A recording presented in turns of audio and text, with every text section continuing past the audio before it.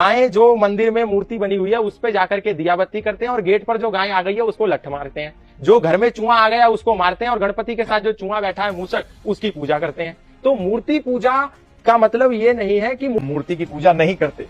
मूर्ति का मतलब होता है मन गढ़ंत बनाई हुई आकार, उसको मूर्ति कहते हैं।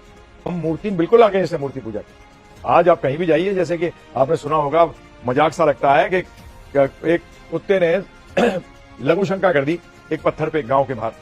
तो एक व्यक्ति निकलता हुआ आया, उसने तो और ही किसी ने पानी डाल के गया, दूसरा आया उसने उस पर और पानी डाल दिया, तीसरे ने डाला, चौथे दिन मंदिर बन गया। अब ये बोगस है। ये क्या है Prabhu ji? This is bogus. आज इसके लिए हमें फाइट करना चाहिए। जो चीज गलत है वो गलत है और जो सही है वो सही है। दुनिया का एक उदाहरण दे दीजिए, कहीं से ला करके दे दीजिए कि श्री कृष्ण इसकी पूजा करते थे, ये बना करके मान जाऊंगा। राम का एक उदाहरण दे दीजिए पूरे रामायण से कि राम मर्यादा पुरुषोत्तम राम इसकी मूर्ति बना करके, अर्थ विग्रह, मैं इसका पूरा अर्थ नहीं जानता हूं इसलिए क्षमा चाहूंगा, लेकिन ऐसा कुछ आकृति बना करके उसकी पूजा करते थे। स्वीकार करेंगे। पूरे वैदिक इतिहास के अंदर एक भी महापुरुष के लिए कोई ऐसा उदाहरण किसी प्रमाणिक ग्रंथों में, जो प्रमाणिक ग्रंथ है रामायण, प्रमाणिक ग्रंथ है महाभारत, उनमें से एक भी ग्रंथ के अंदर ऐसा उदाहरण कहीं नहीं आता। क्यों नहीं आता? कारण समझिएगा। ईश्वर निराकार है, जो हर कण कण में है। तो मैं उसकी मूर्ति बनाऊं कहां से? हवा की मूर्ति कैसे बनाऊंगा मैं? मेरे पास कौन सी व्यवस्था है कि मैं हवा की मूर्ति बना करके रख सकूं? मुझे भूख लगी है, मुझे भूख लगी है, मुझे बहुत भूख लगी है। भाई साहब दिखाना जरा। बेसिकली नहीं मैं बोल रहा हूं पे, क्योंकि भारत के अंदर अद्वैत और द्वैत दो सिद्धांत चलते हैं। चलेगा तो एक, या ये ठीक होगा या ये ठीक होगा, दोनों ठीक नहीं हो सकते। अरे वो परम सत्य है, दोनों चीजें साथ हो सकती हैं। नहीं, मैं अपनी पूरी बात मैं माफी चाहूंगा। हम भी आपको समझने के लिए बैठे हैं, हम भी अभी कोई पूर्ण ज्ञानी नहीं है, कुछ ना कुछ समझेंगे तो आपकी बात रखेंगे। भूख की मूर्ति कैसे बनाऊं मैं? भाई साहब बहुत भूख लगी, दिखाना कहां लगी है? बहुत लगी है। अरे दिखाओ तो सही। भाई भूख की आप आभास कर सकते हैं, इसलिए उसकी मूर्ति कैसे बनेगी?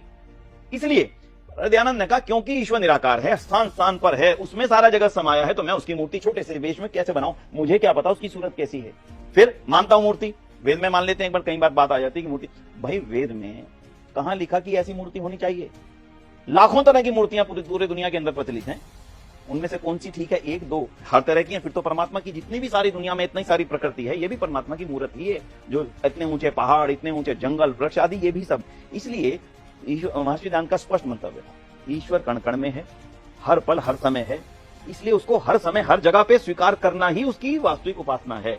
उसको एक देशीय मान लेना, एक जगह पर मान लेना, एक जगह पर बैठा हुआ मान लेना दोष है। मुझे ऐसा लगेगा कि अब तो मैं मंदिर से बाहर आ गया हूं, अब मुझे डर की चिंता की कोई बात नहीं है, क्योंकि इस समय पंडित जी ने द्वार बंद कर दिए हैं।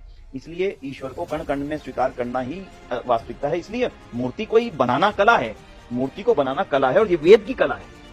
मूर्ति कला वेद की कला है, पत्थर को गढ़ना, लकड़ी को गढ़ना, लेकिन उसकी जो साकार पैदा हुआ, मैं आपकी मूर्ति बना सकता हूं क्योंकि आप मेरे सामने साकार है, मुझे दिख रहे हैं। राम इस संसार में पैदा हुए, कृष्ण इस संसार में पैदा हुए, उनकी मूर्ति है क्योंकि वो पैदा हुए, तो मैंने उनको देखा, देखने के बाद उनमें एक कलाकार ने बनाया, उसके बाद उसकी मूर्ति बनाई, उसके पत्थर से लकड़ी की। लेकिन जो संसार को बनाने वाला है, जिसका अपना कोई इससे शारीरिक रूप से उसका कोई अस्तित्व नहीं है, तो उसकी मूर्ति बनाना असंभव है।